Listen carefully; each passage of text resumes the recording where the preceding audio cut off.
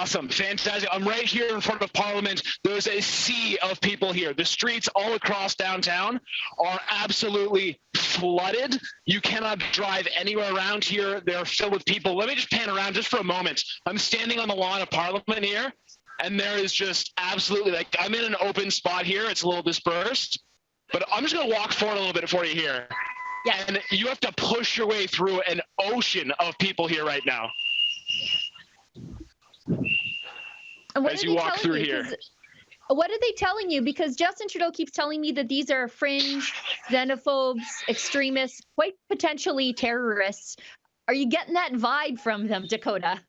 Not at all. The vibe is lively here. People are celebrating. They're feeling free. There are signs up everywhere. Mandate freedom, free us, don't harm our children. Everyone is out carrying flags. People are here cooking. I'm going to walk towards the road here for a moment for you as I push past people. Excuse me. I'm right in the thick of it here. But if you look to the road here on Wellington Street, the trucks are parked all the way across, all lanes, and it's completely blocked all the way through. Everyone's constantly honking their horns. There's an incredible amount of nice people. Horns, they have whistles. There's so much going on here, but like all of downtown Ottawa is absolute mayhem, but it is very positive. It is completely upbeat. Everyone's peaceful, and the streets have just been flooded with people spreading an anti-mandate, pro-freedom message. It's quite incredible to be here. There's just so much going on everywhere, all around. Dakota, I think your Zoom feed has frozen, but from what I understand, there are just so many people down in Ottawa that everything keeps freezing. I know Alexa is having the same technical difficulties where there are so many people trying to use the internet at the same time that it is just becoming very nearly impossible. Yeah, as soon as I descend into the street there, I'm on the raised kind of front lawn of Parliament here. As soon as I start going down towards the street, completely lose all connection. There are just so many people, and they're just being blocked here. But yeah, like you were saying, I think also the cell service is taking a major hit because the streets have just been absolutely flooded. With just a fringe minority, they keep telling me, but there's so many people on Parliament Hill, it's causing the cell service to crash. Yeah, exactly. I'm surprised they haven't just cut things at this point, honestly, but it's quite incredible. And so far, everything has been completely peaceful, positive, upbeat. It feels like there's an incredible music festival or something going on in town, and everyone has just turned out for it. It's like there's just this electric energy in the air, and everyone is so excited. It's palpable.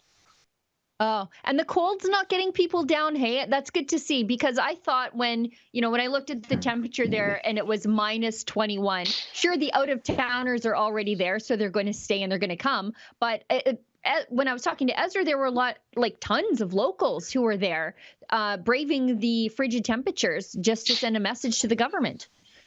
Oh, wow. Oh, absolutely. The cold is not stopping anyone here right now. Everyone is out. There are people having cookouts with the truckers on the street. There are people out here. They're just running around praising. Like, it feels like it's the middle of a summer day. Like, on the last time I saw Ottawa even resemble a slight bit of this was when I was here on Canada Day one year.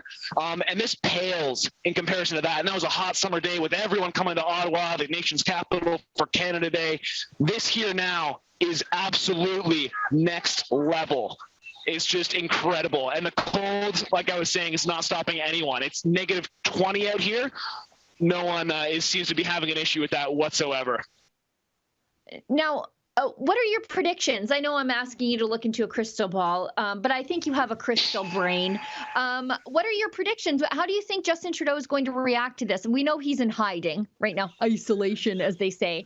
But yes. Do you think that he's going to react and blink? What do you think is going to happen here? Honestly, it's so hard to say. I was really worried that there would be a harsh crackdown on this, but at this point, I honestly don't think they're capable of doing so. There are just so many people here; they would not be able to stop anything. And if the pressure keeps up like this, I think there might be some blinking going on. I feel like Trudeau and the government existing as it is are shaking their boots because there's nothing they can do to stop this. As long as this remains peaceful and positive as it is, this is just continuous grassroots pressure that seems to be coming from all corners of the country right now. And I think it's inspiring so many other people to stand up. It's incredible to see. Yeah, from your lips to God's ears, Dakota. I think as I've normally seen at these protests, it's a cross-section of humanity. Some of these people that are out there protesting today in the before times would have been Trudeau voters, but for them, this is just a bridge too far with the lockdowns. Yeah, I got a couple people here who are interested in doing an interview. You want to see what some people have on their minds? Sure, yeah, let's do it. Yeah? Want to do an interview here quick? I'm live with Rebels right now. Here. All right, so what are you out here for today? What's the point of coming to the Capitol right now? This is belong to Nemos. I'm from Australia. I'm from Melbourne. We have it tough there. Yeah. So we're going to support it. It's a worldwide fight to end tyranny and bring back freedoms. Yeah. And if you could describe the vibe right now, like, what are you feeling? How do you think people are feeling? I feel like it's just heating up. Yeah. A lot of peace. Everyone's out here just having fun. There's a new level of unity now. Yeah. Yeah.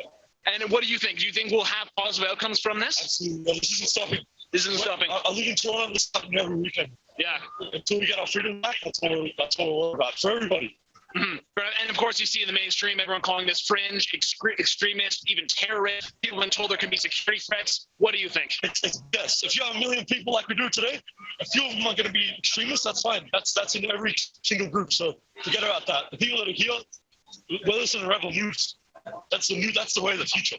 Amazing. Well, appreciate it, brother. Thanks so much. Thank you. Yeah, cheers. Yeah.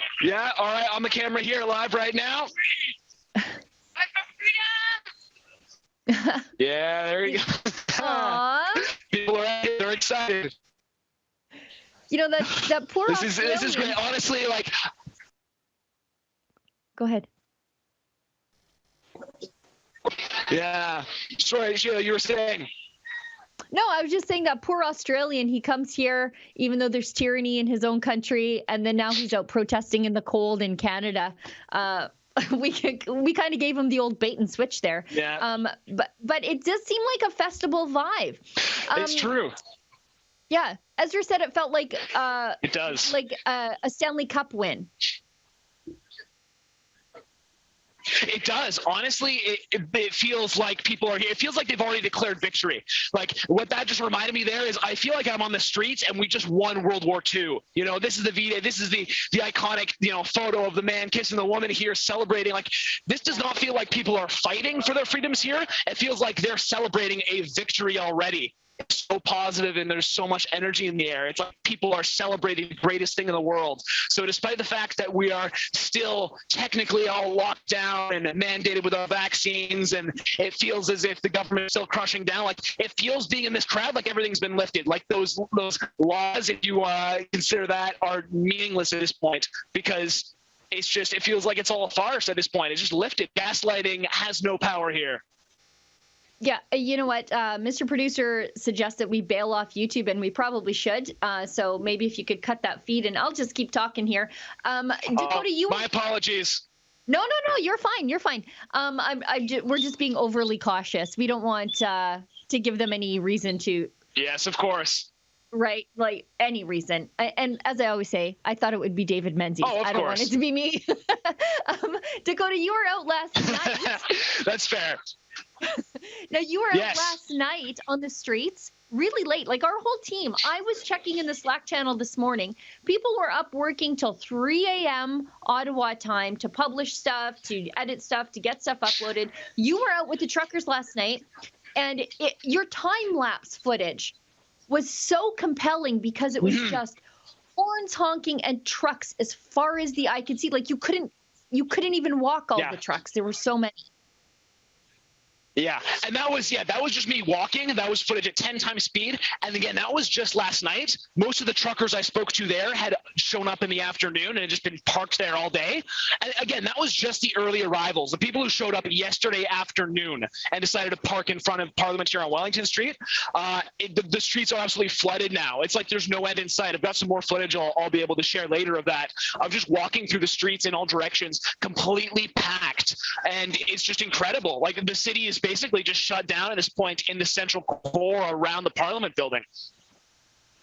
And Justin Trudeau did everything he could yesterday. He weaponized the, like the traffic people to basically prevent the truckers from coming into their own capital city to protest. He closed the bridge to truck traffic and limited traffic on another bridge, but it obviously didn't work. I mean, this is crazy. Just look at that footage. It is. They can stop, they can throw up any roadblock they want, and they really have over the last week, from weigh scales to road closures. But you can't stop people who are fighting for freedom. That's the moral of the story here. Absolutely. There's so much will behind this entire movement with the convoy. I feel like there was no stopping it beyond declaring martial law and openly coming out as the enemy. I mean, at this point, there's just no stopping the crowds. People are coming from all over the country to converge on the Capitol here, just supporters and people just amongst the crowds. But the truckers themselves, they're all over. And speaking with a few of them, they all have the same message. They are here for the long haul. They're camping out, and they do not intend to leave anytime in the near future. Well, and the ones I've spoken to said that this isn't even about them. This is about everybody. It started as a movement for them to be able to cross the border without showing proof of vaccination, but also for their American colleagues to come up and do the same thing and, to prevent holes in the supply chain. But it grew into something about everybody. And so they're there. It started as a trucking protest for them, but now they're there fighting for us, and we owe them a huge thank you. Oh, exactly. You make a good point there. That's something they emphasize every time. It's not just them. It's not just about the truckers. They are doing this for all Canadians. It may have started with them. They may have been the ones who said, you know what, you forced our hand. It's time to do something. But their action has inspired everyone across this nation and in the world. I saw Avi mentioning that Australia is now planning its own convoy happening. I mean, this is spilling over everywhere. This is the spark that has started a renewed movement for freedom here in Canada and around the world. And you can just feel it in the air here in Ottawa, on the Capitol. It's just incredible walking the streets. And everyone, I'm yet to see any detractors either. That is another incredible point. No counter-protesters, no one trying to incite violence. Every single person I've seen has been wildly supportive. People going by, honking their horns, shaking their hands, like in the air, shouting, cheering on everyone. I have not seen anything negative here. It's incredible, beyond my expectations. Yeah, I was worried about, a false flag events, agitators looking to cause problems, because that's all it really needs is just that one spark to cause a problem. Yep. And that's when Justin Trudeau can react. That's how you get internet censorship laws. That's how you can never organize a GoFundMe ever again. And so far, so good. But I hope everybody just keeps their cameras rolling, as I can see here in the footage, because if we learned anything from the Nick Sandman affair, the broader context of any video is what's going to save you in the end. Yeah, absolutely. I mean, everyone has their phones out. People here have camera equipment. Everything is being documented. It's wonderful that we live in a time where we have the technology. Everyone in the crowd has full recording capability in their pocket. And even if the mainstream legacy bailout media refuse to cover this fairly, they say the revolution will not be televised. We now are at the point where the grassroots people themselves can televise it. The wonders of social media, despite its censorship. We have internet, we have phones, and we have so many people here, everyone recording everything. I think that's key. But going back to what you were saying, it's amazing to see that's positive, and I hope we keep it up, that no one will be able to be tempted or pushed into anything, and this remains just a massive, peaceful grassroots movement for freedom. Oh, hey guys, thanks for watching. That's a clip from our Rebel News daily live stream where we talk about the news of the day in an unscripted and interactive way.